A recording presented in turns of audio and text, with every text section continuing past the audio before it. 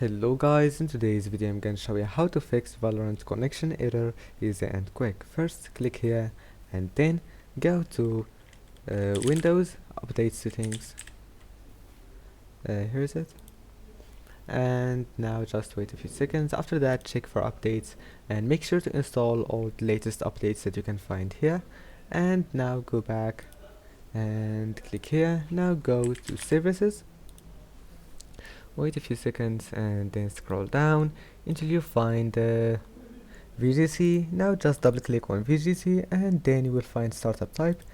Make sure it's automatic and then make sure server status is running, or you can, if you already find it running, all you have to do just click stop and then start it again, and after that just wait. Now click apply and OK, and then go to system configuration and wait, and system configuration, and now wait a few seconds, and once you're here go to services, hide all Microsoft services. Now scroll down, you will find here VGC, make sure it's like that and then just go back. If you find it like that, all you have to do is just turn it on and click OK.